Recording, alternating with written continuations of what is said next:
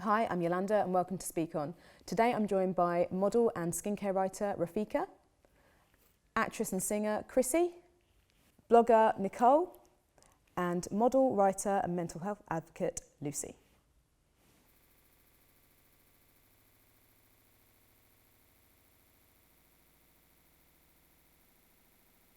Right, today our discussion is going to take a more serious turn. We're going to talk about the issues around the trending hashtag #MeToo, which came to light last year. Loads of news stories broke, and that has kind of led to what can only be described as a watershed moment, or global watershed moment, in fact, for women and men who have been victims of any kind of sexual abuse and inappropriate behaviour as well.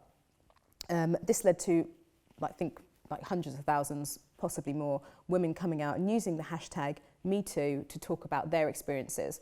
And it could range from just something like some unsolicited comments to quite serious abuse.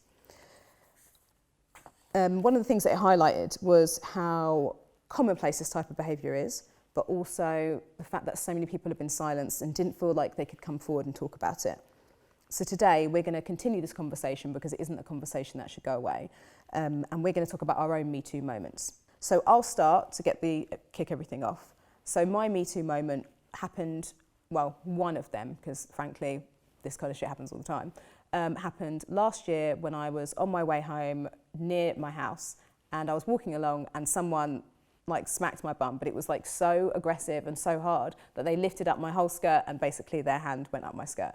And because it was crowded, I couldn't see who it was. There were loads of guys around, and then I felt scared, and I was near my house, but then I took a taxi literally one street over to my house because I was too afraid to walk because I didn't know if this person was going to follow me. So then that's one of those moments. I mean, there have been less serious moments, just also unsolicited dick pics also kind of falls into this as well. So yeah, so I don't know who wants to share one of their #MeToo moments.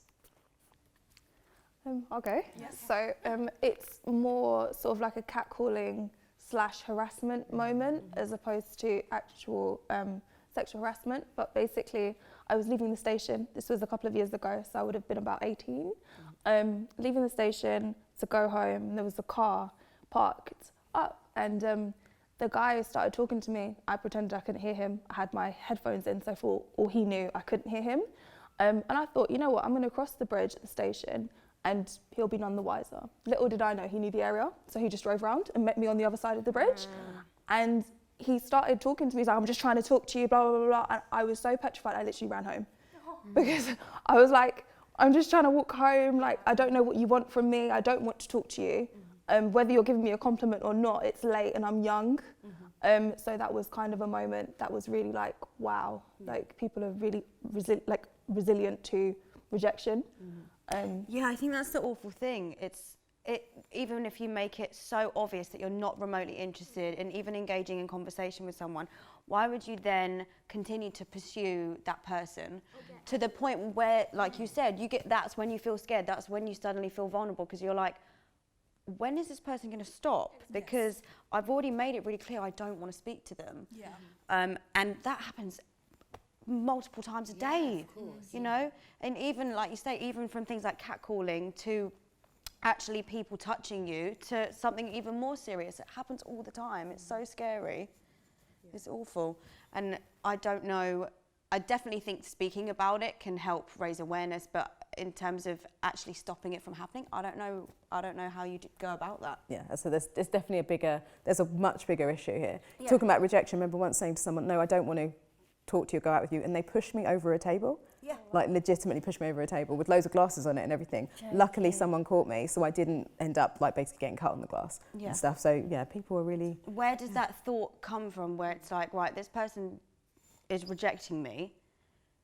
Why do you then feel like, no, this person owes me that, they owe me something, but you don't even know them? It's a sense of entitlement, which is really annoying, because men are not entitled to anything. And it ties into with the rape allegations and everything. A lot of people say, oh, it's how a woman dresses. In society, we should teach women not to dress a certain way, but boys not to harass girls that dress the way that they want to dress.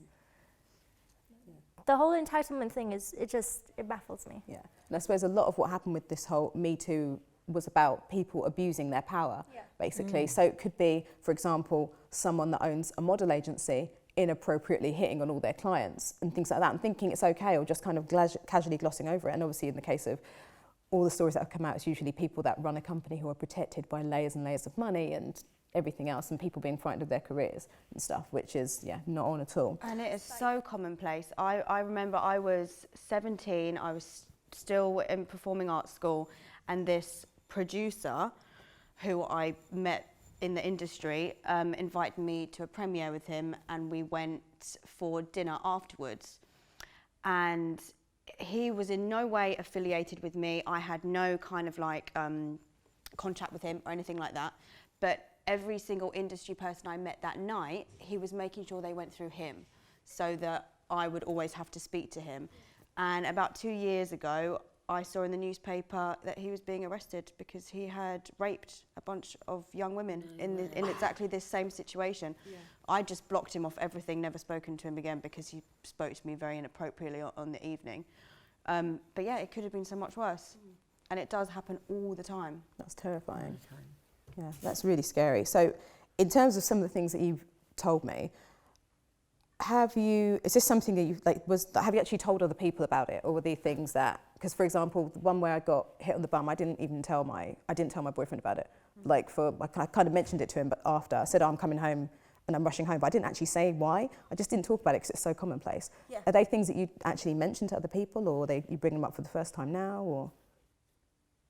I think things like catcalling, it sounds awful, but I don't even register it. Happens so often. Every day, doesn't it? You don't even register it as for what it is, which is sexual harassment. You don't even think about it because it just happens constantly. And if you ever do call someone on it, the abuse that you get back, it's almost not worth it. I feel like a lot of confusion comes down to there's a stark difference between you almost like checking someone out or like giving someone a compliment and catcalling someone. And I think that's where some of the problems arise, because when I talk about catcalling, I always make it very clear, well, no, it was just an objectification of me. And, I'd made it clear that I wasn't interested in, never in a horrible way. I never reject people in a rude way because I believe in being a polite person. So you've taken that as weakness and you've decided to pursue anyway. And that for me is harassment. So, yeah. And then when you've direct this at Chrissy, so whenever you may have had any of these moments and you've told people, how did they react? So for example, it's also the difference between if you told a woman, how did she react? And if you told a guy, how did he react? But they're both the same, really. They both said you need to tell somebody. I mean, I've had situations in the past, but it can be even just subtle things like you could be talking to a colleague at work or whatever, and they'll just literally be looking at your tits the whole time, and you feel like they're not actually saying anything, they're being really polite. How can you pull them up on it? But it just really, it gets to you. It's just little, it could be anything on the train, working with a colleague. I've had like really weird remarks before from men, and I don't know where to go. Again, with people that have a bit of power in the limelight and stuff like that, and I can't say anything because they've got away with it for so long, and I've just had to say something because that is just in my character. I can't hide or shy it away. I have to say how I feel. So, and in your industry, because obviously you're a singer, you're in a band, you're a West End performer, and everything else. Have you ever felt like your career might be at risk of talking about these things? Or? Yeah, I definitely feel like that. I mean, when you're younger as well, working with a lot of high-profile people and stuff, you're worried. You're still trying to break into the career yourself. So I do think there is that element there. But my character, if something got too far, I would have to say I'd put it at risk. I couldn't. I mean, I don't know how I would be in that situation. It could be a completely different situation when you're in it. But I think now I wouldn't allow it. Yeah. In some cases you say it because it's worth being said. Sometimes it's so commonplace, you don't necessarily say it because you're just so used to it. But you're just so annoyed with it. Yeah. It's like when it sticks, sometimes it just sticks with you as well. It's like that just really, Yeah, it's like it's in your mind the whole day. Like it could just be the most subtle thing, but you know what they're doing. Yes. And you think, how can you actually do that? You work with me, what are you doing? Yeah. So it's... Yeah. Okay, cool. It is a power thing. Yeah, and that's quite disturbing, isn't it? And I suppose that was the case for many of these people that have come forward now. I mean, I love that so many people have come forward and it's become this big conversation. I mean, it always shocks me that people are so surprised with how many people that have come forward. But I suppose it's the privilege of potentially, I suppose, with some guys, privilege of being a guy. But obviously, we've also seen these other allegations coming out around like Kevin Spacey and stuff like that. It's slightly scary as well because none of these things in media land, everybody knew. Yeah, exactly. I had a male friend the other day actually say he was so surprised that, you know, these women don't come forward straight away, and I thought, why are you surprised? Yeah. Like the amount of backlash that women get, like even from other women. Like, there was who's that footballer who was arrested for rape allegations this year for a young girl in hospital. I mean, not hospital, in a hotel, sorry. Exactly, that's awful. There was a few. And I saw this girl that I know on Facebook saying, oh, silly little slag, she obviously knew it's going to happen, you don't go back to a hotel room. And it's like, how can you possibly think that? Like, she's come forward and had the bravery to speak about this awful thing that's happened to her, and you still get the backlash of, what were you wearing? Were you drunk at the time? Oh, are you sure you didn't just want to sell a story? Like, Well, this is it. it's just, I can't comprehend it. And then people wonder why more women don't come forward and speak about it.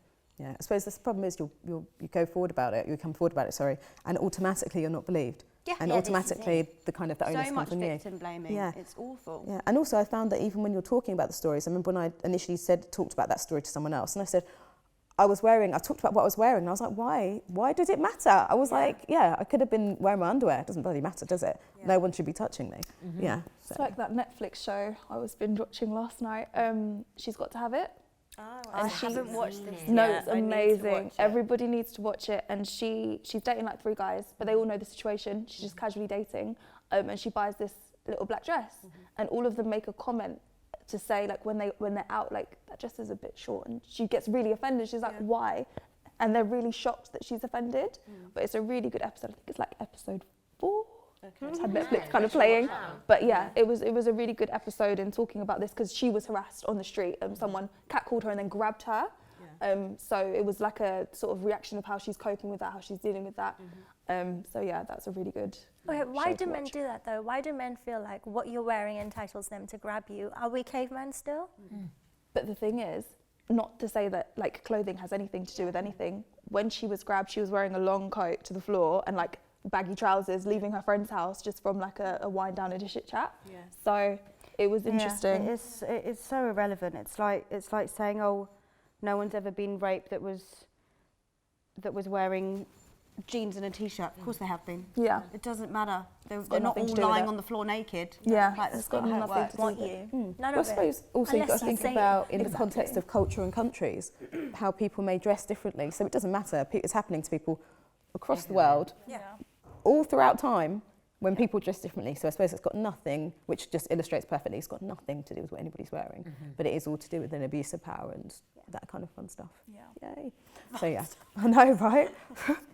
That kind of thing. So yeah, I'm not entirely sure where this will go next year, but I hope it and continues. beyond. I hope loads of girls keep speaking out about it because within my industry, and you'd probably experienced this as well, I only realised this from talking to other models who have gone through the same thing, but that's only when you register. The same thing has happened to them. We don't speak about it because you're so scared about being blacklisted or put into the sin bin because, you know, if it gets back, then suddenly you're the person that you don't get the castings, you don't get booked. So But if you don't pull them up on it, they'll never ever stop getting away with it. They're always going to carry on. You just got to have the bravery to try and just put them in their place. Yeah, I suppose hopefully the one thing that this conversation will bring is that people will stop fearing their careers. I mean, you can never truly stop fearing something will happen, but hopefully it means that, you know, people, they can come forward and we can say collectively, especially women to women, we can say collectively, we believe you. And hopefully that will have some kind of effect. And that's the best thing, I suppose, the best possible outcome of all these guys getting just locked up and sued and everything else. And long may it continue. Yes. Long may it continue. May all those people just get what they deserve, eh? But yeah, so that's it for part 1. Thank you so much, girls. thank you. Thank Thank you.